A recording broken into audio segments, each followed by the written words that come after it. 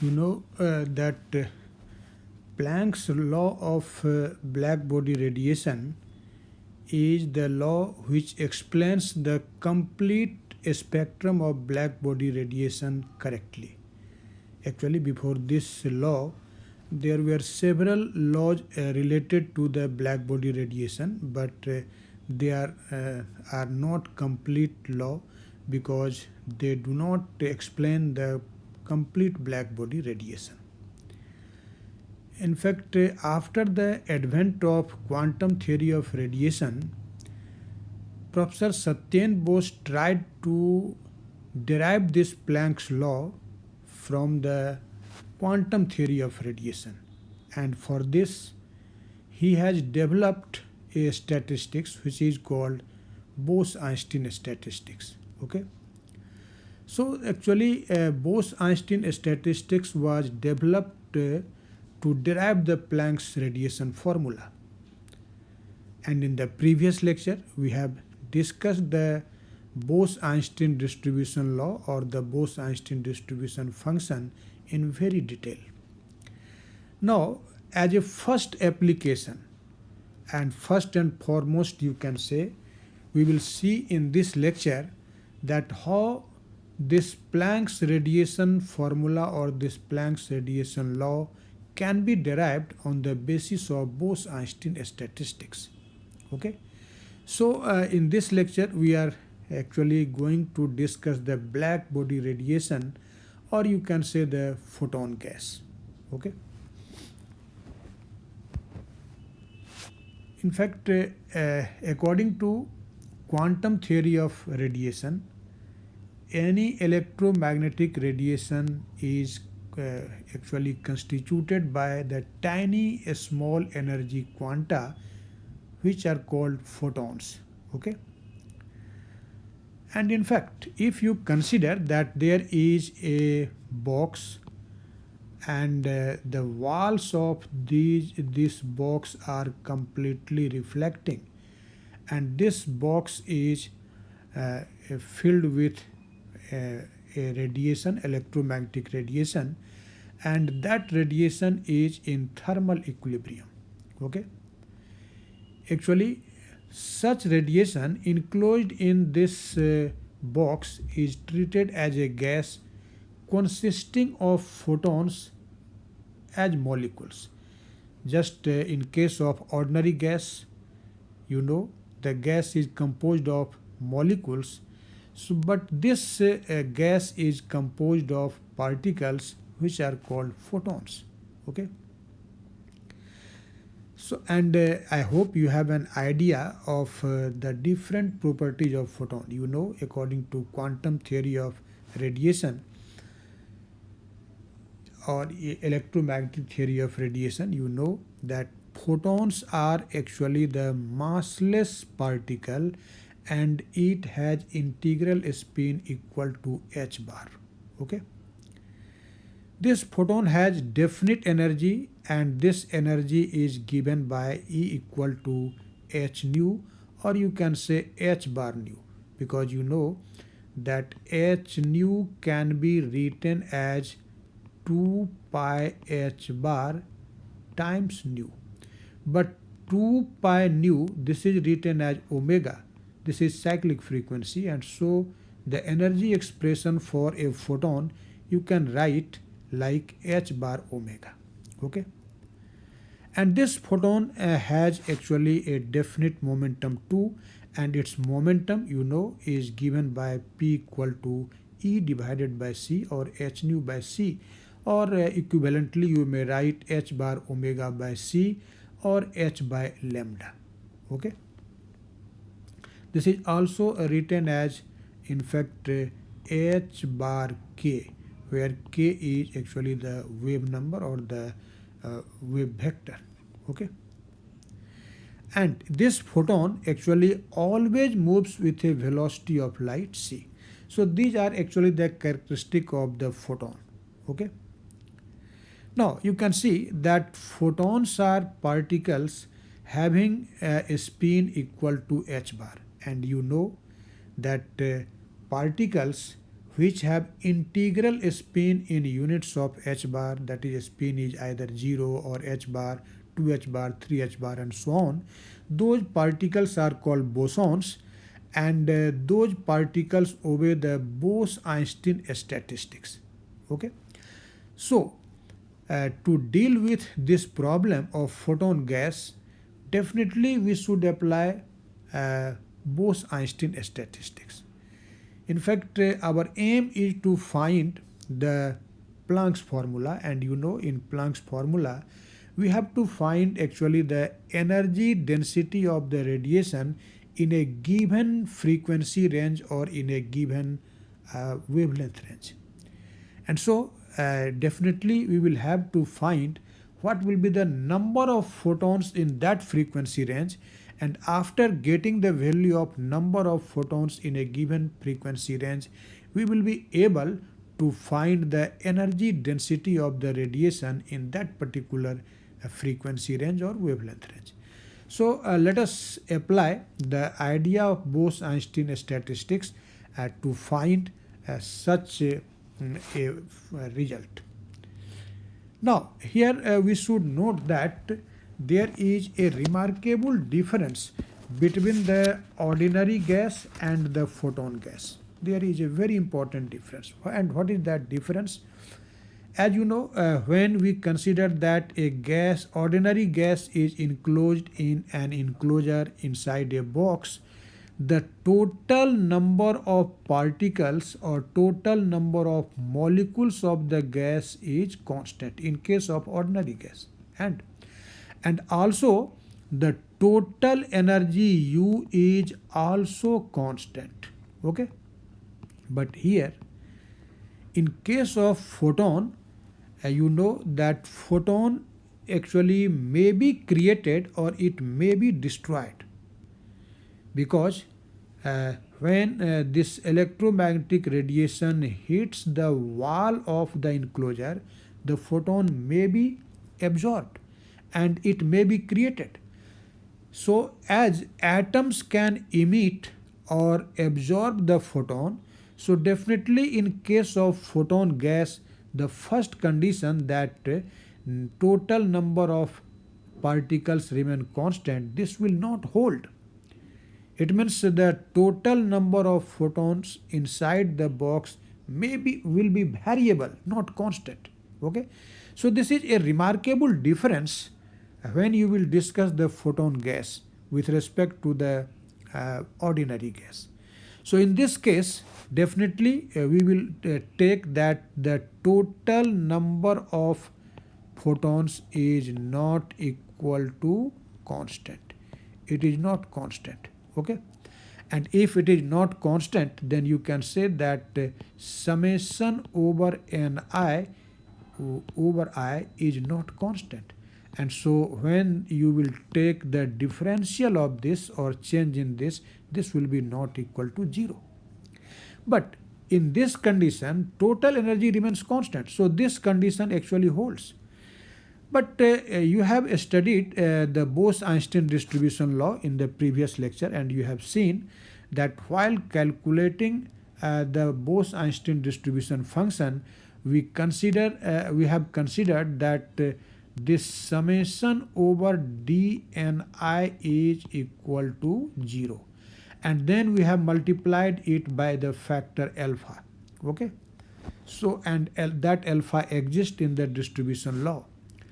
As in this case, since summation over dni is not 0, so in this case that factor alpha will be equal to 0. Okay, and if alpha is 0, and you know alpha is equal to mu over kT, where you know that this mu is chemical potential. So you can say that mu will be equal to 0. So this is a very remarkable fact that in case of photon gas, this parameter alpha is equal to 0, or in other words, you can say that as the number of photons are varying, so its chemical potential is equal to 0. Its chemical potential will be 0. So in this condition, what will be actually the occupation probability which we have learnt in the previous lecture. As you know, you have studied in the previous lecture that f of EI, which is actually the occupation probability at energy EI, this is equal to 1 over e to the power minus alpha, or you can also say that this is equal to e to the power minus mu by kt into e to the power EI by kt minus 1. But here, since alpha is 0 in case of photon gas, so this e to the power minus alpha will be 1.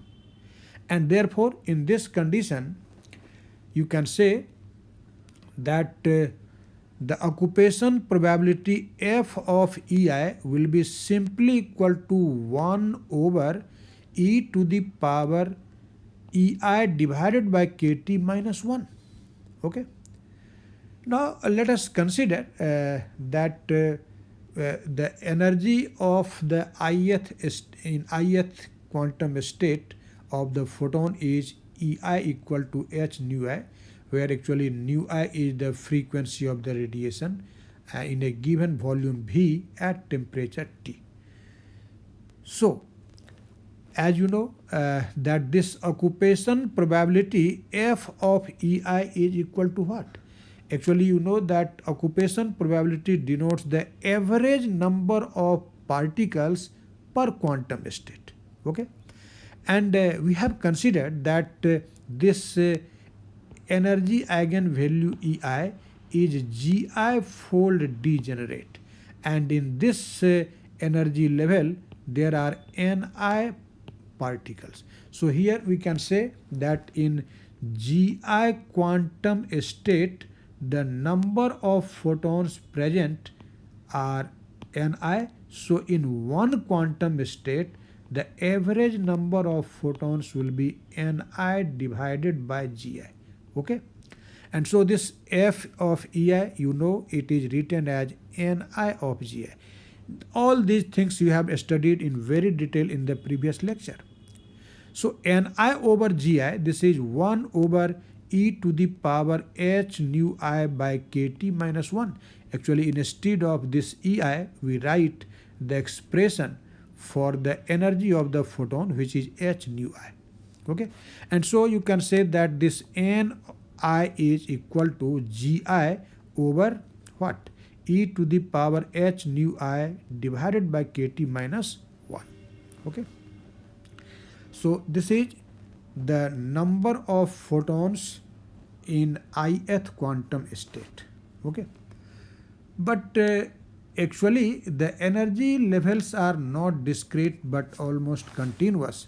So we consider the photons whose energy lies between h nu and h times nu plus d nu.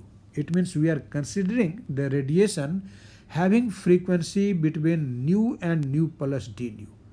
So if the number of photons having energy between h nu and h times nu plus d nu is denoted by the symbol n of nu d nu, then what will be that?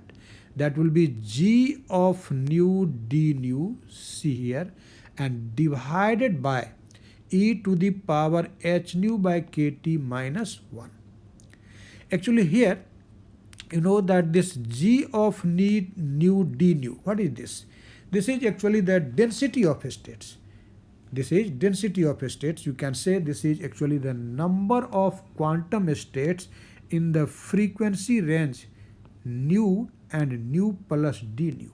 Okay, this is number of quantum states in frequency range between nu and nu plus d nu, which is also called density of states. Okay, so our prime aim is now first of all to find this n of nu d nu, and you can see this equation 2. For getting the value of n of nu d nu, you must have to find this density of states, which is denoted by the symbol G of nu d nu. Okay, and actually this can be calculated in the similar manner as you have calculated the density of states in case of Maxwell-Boltzmann statistics. Okay. So let us consider there is a box inside which our photon gas is enclosed and the volume of this box is V. Okay. And you know you have calculated this density of states several times before this lecture. So here I will just write directly what will be the value of the density of states for momentum between P and P plus dP, first of all, okay? Or the number of quantum states in the momentum range P and P plus dP, okay?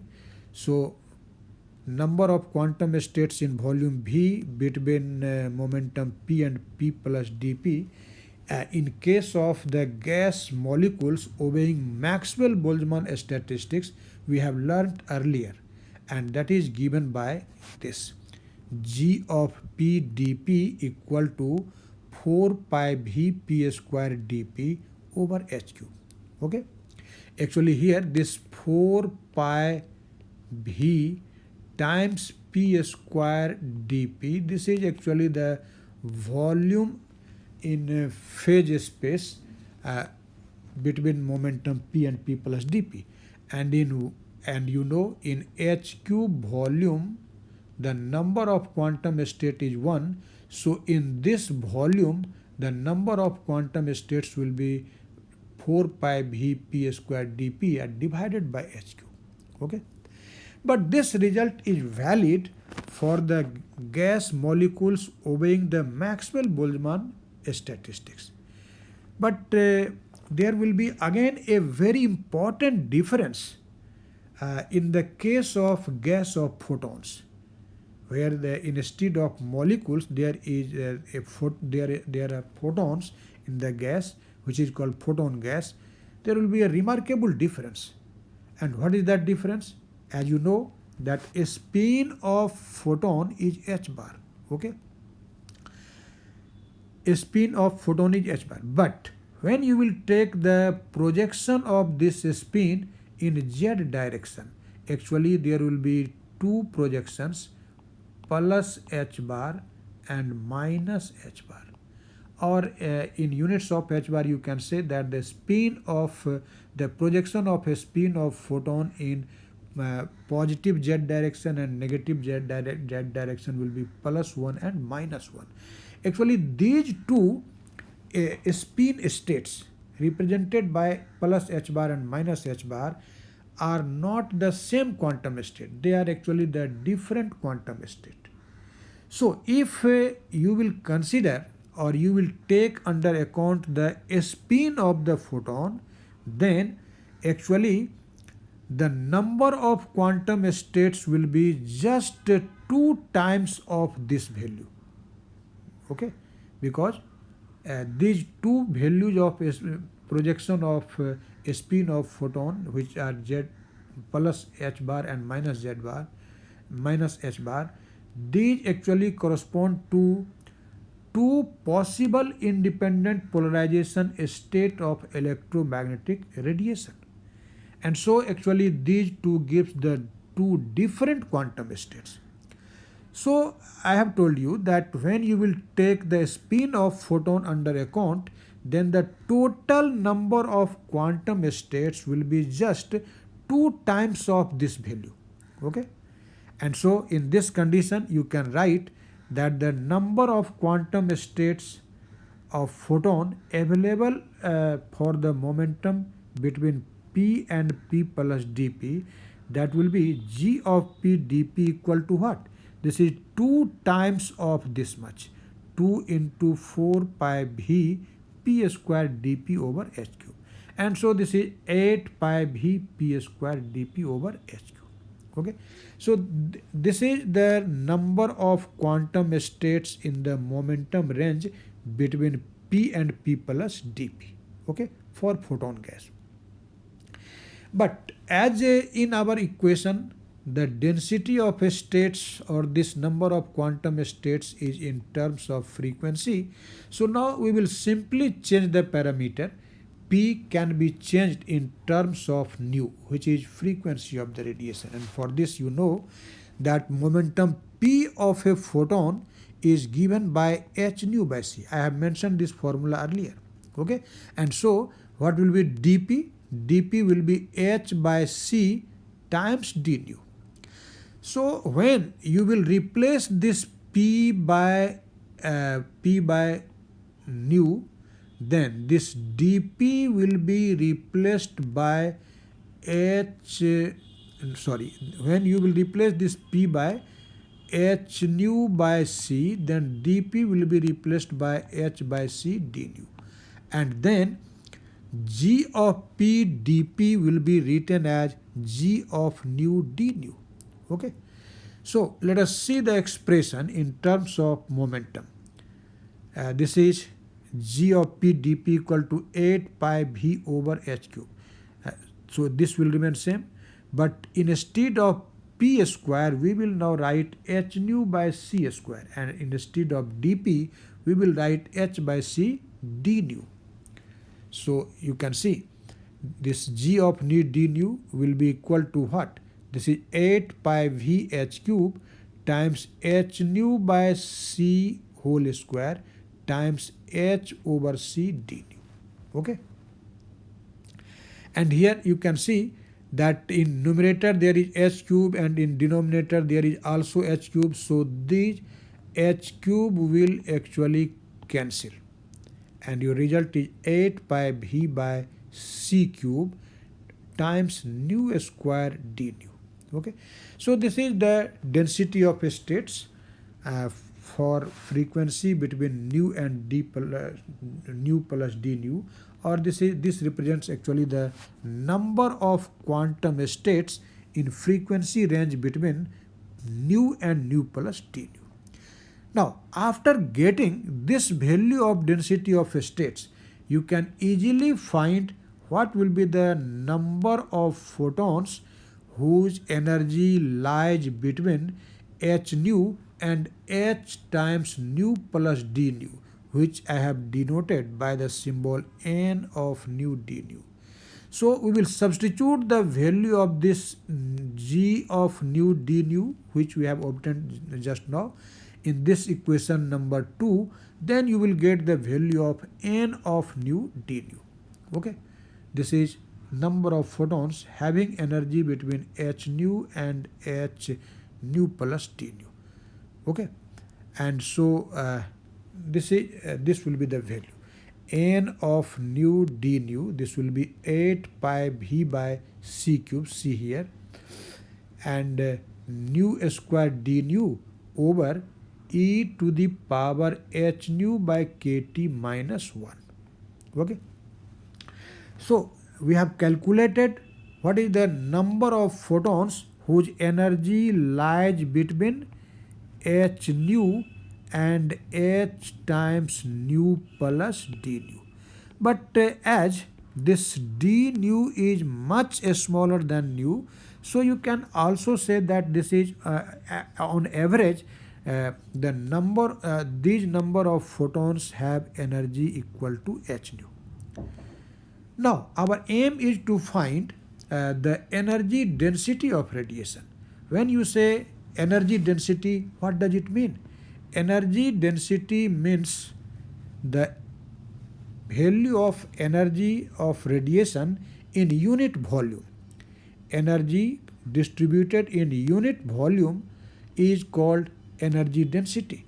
So now let us see, as the volume of the container is V, okay, because in this volume V the radiation is distributed, and number of photons having on average energy h nu is equal to what?